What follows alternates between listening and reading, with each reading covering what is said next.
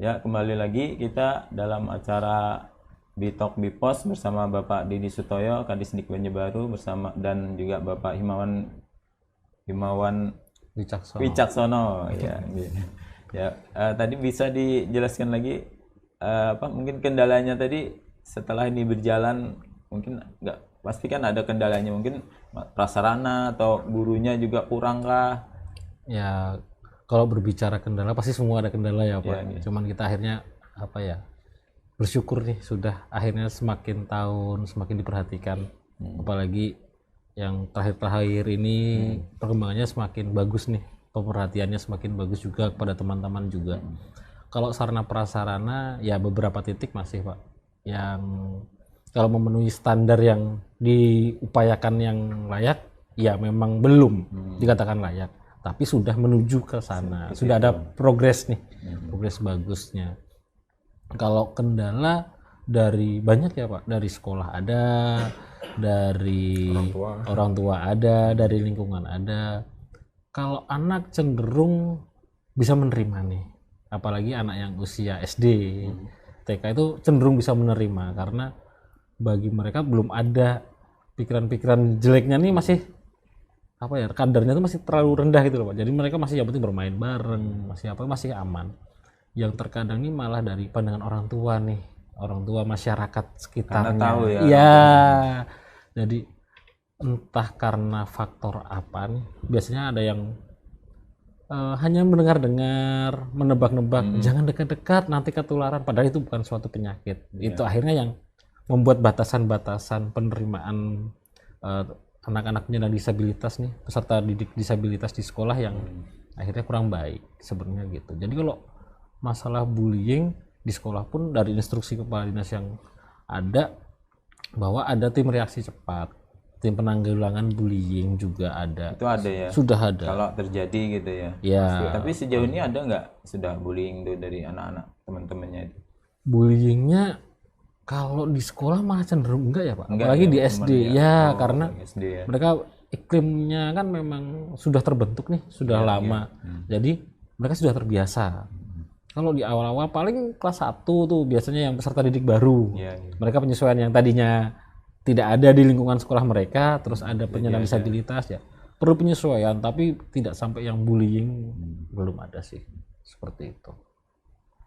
Terus ini Pak Kadisdik,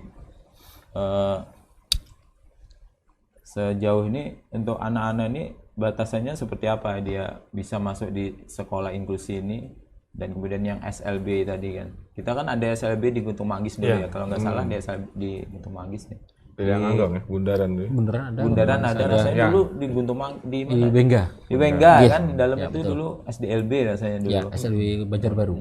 Dulu kan saya sempat pas dulu ngeliput lagi di lapangan kan, jadi pertentangan orang tua dipindah ke sana. Dulunya kan di Loktabat situ, di situ kan dipindah ke sana jauh lah, ini macam-macam kan, susah bawa anak-anak katanya gitu kan dulu. Nah itu belum ada sekolah inklusi seperti sekarang. Nah itu gimana itu Pak? Ada batasannya kan, ini boleh diterima, ini enggak, atau terlalu berat gitu kan? Ya, ada batasan seperti itu ya sebenarnya, dan yang memvonis ini orang ahli, tim ahli dari UNLAM tersebut. Jadi harus melewati hasil asesmen bahwa penanganannya ini SLB kelasnya, ini bisa masuk teman-teman di umum. Nah, yang jelas kebijakan di pemerintah kota, arahan wali kota, kemudian kebijakan kita secara umum bahwa setiap sekolah di Banjarbaru itu siap untuk menerima ramah inklusi ramah inklusi, nah seperti itu. Jadi iklim ini terus kita kembangkan, mudah-mudahan nanti menjadi ekosistem besar ya, guru, kepala sekolah, GPK, kemudian masyarakat, orang tua, ini sama-sama kita support bahwa ini bukan disease, bukan penyakit, nah, tidak menular dan seterusnya. Jadi kita terima, kadang-kadang ya itu tadi. Kalau bullying itu ya kadang-kadang seperti itu ya. Karena kadar bullyingnya beda nih zaman kita dulu ya, sama zaman sekarang kadar bullying beda. Jadi kami masih sering mendengar laporan-laporan tersebut ya ini challenge yang tertentu, next challenge lah, gimana supaya ekosistem ini lebih baik. Itu tadi goodwill kami seperti itu, dan kami sangat menyadari bahwa apa yang kami rencanakan, kami canangkan ini jatuhnya ujung-ujungnya ke komunitas ini, komunitas besar. Bagaimana kita sama-sama menciptakan ini. Kalau di sekolah itu ada guru nanti yang bakal merespon dengan positif bahwa jangan melakukan ini nak, ini nak, ini nah, seperti itu. Kami harap dalam skala lebih besar ini bisa kita tangani. Kalau anak yang kayak Down syndrome itu yang 1000 wajah lah itu. 1000 wajah itu masuk di mana itu? Itu SLB. Itu SLB ya. Dan dilihat juga ya, bisa ikut. Pokoknya asesmen itu. Biasanya rekomendasinya itu di asesmen, Pak. Memang di asesmen. Jadi memang kayak yang Down syndrome apalagi yang menengah ya, Pak. Itu tapi terlihat kan ya. Yang susah kan yang nggak kelihatan. Setelah berjalan pembelajaran itu baru kelihatan. Bahkan depresi itu banyak yang depresi. Karena faktor ekonomi kan di rumah tangga itu bisa kan, atau orang tua perceraian orang tua bisa juga kan anak-anak itu terpengaruh ya.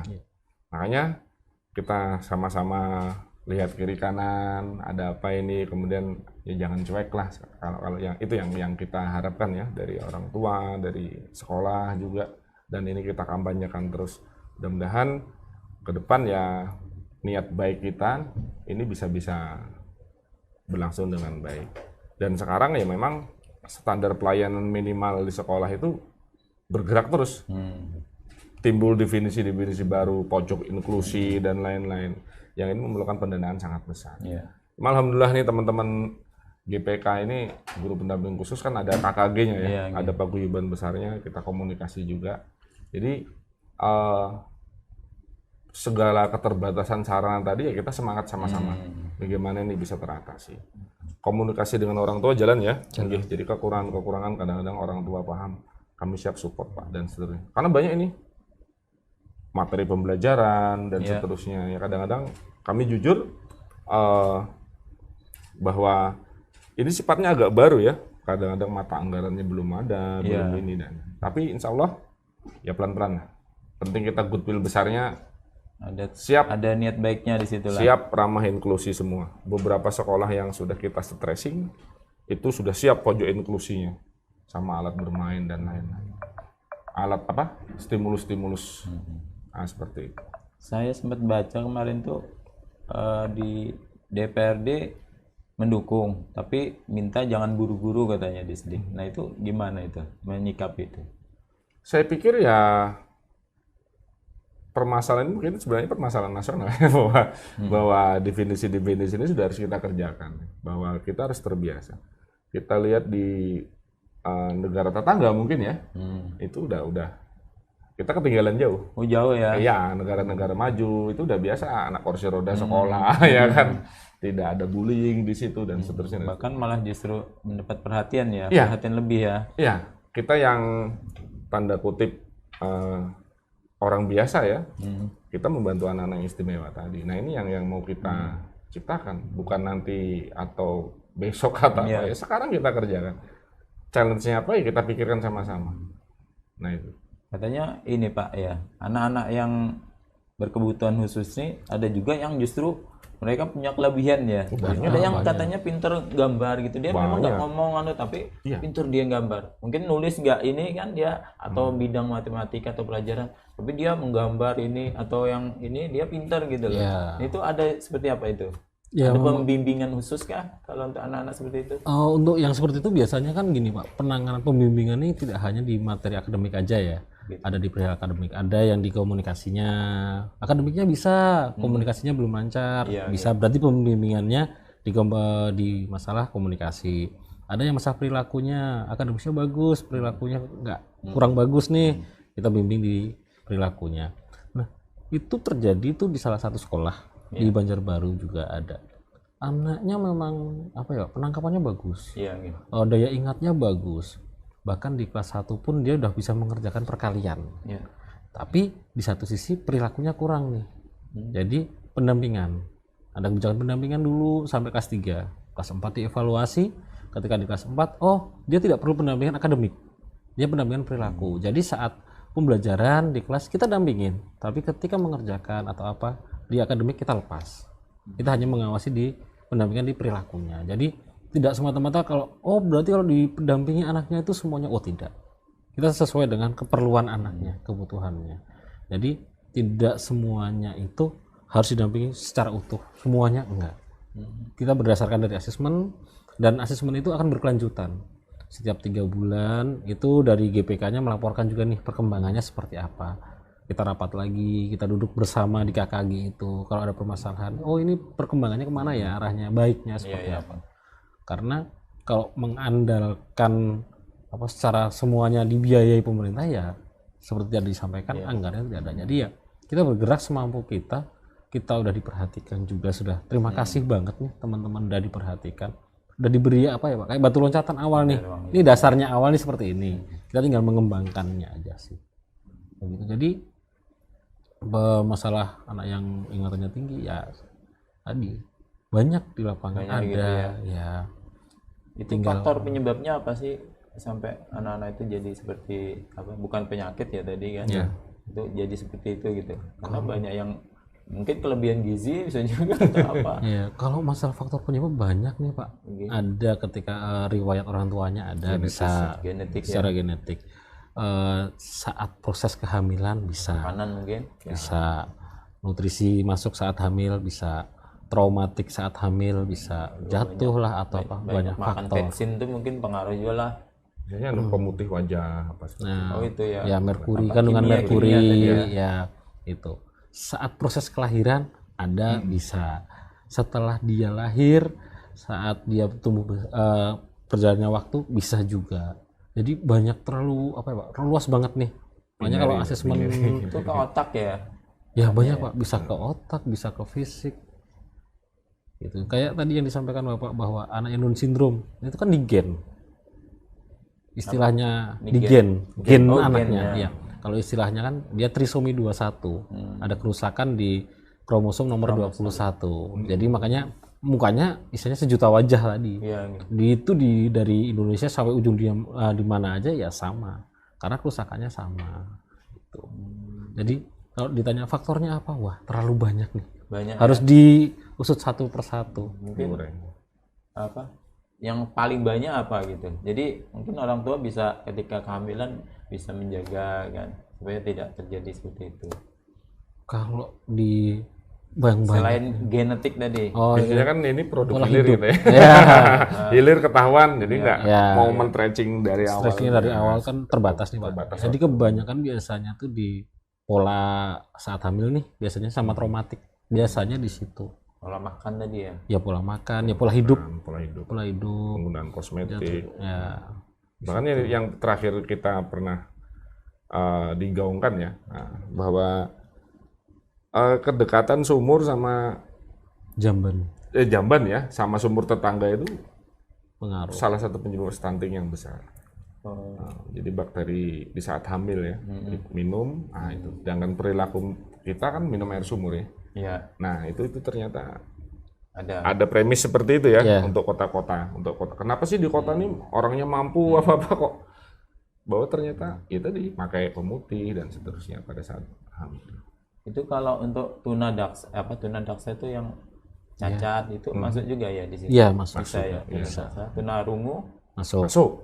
Tuna rungu bisu kan? Tuna rungu telinga. Pendengaran. Bisu enggak? Iya masuk. Bisa di inklusif bisa. Kalau tunanetra?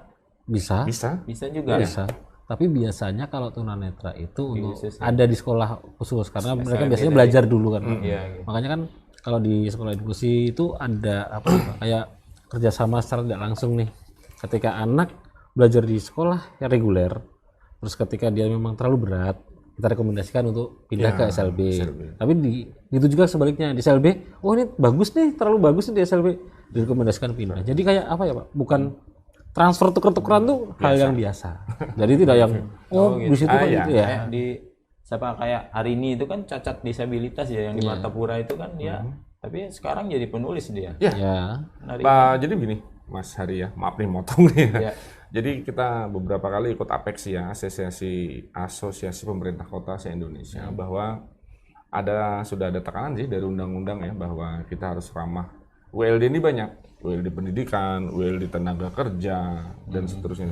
Bahkan kalau di Banjarbaru kita sudah memulai bahwa penerimaan kalau ada ASN, P3K itu tidak menutup pintu terhadap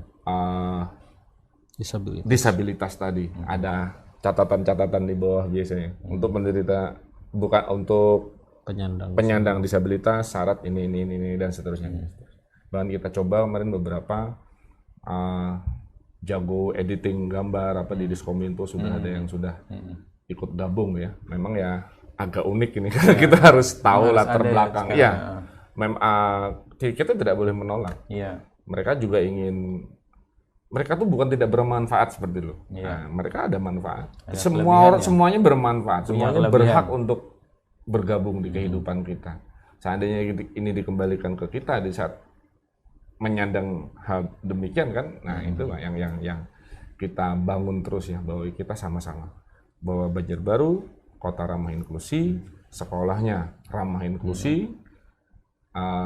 Kemudian kita akan terus upayakan ya, Mas Himawan ya, komunikasi kita jalan untuk penyediaan sarpras, kemudian peralatan mengajar dan seterusnya. Karena memang di saat inklusi ya berarti ada yang kursi roda ya berarti akses naik ke kelas, kursi rodanya. Itu sudah diperhatikan ya yang beberapa sekolah yang dana bosnya kuat mereka akses ke situ. Yang lain-lain ya harus distrik yang ikut memikirkan ini. Makanya kenapa ini ya kami suka juga ya. Terima kasih nih ikut ngobrol di sini nih, jadi masyarakat banyak tahu bahwa kita ramah inklusi, kemudian kita siap nanti ikut mengembangkan ini ke ekosistem yang lebih besar.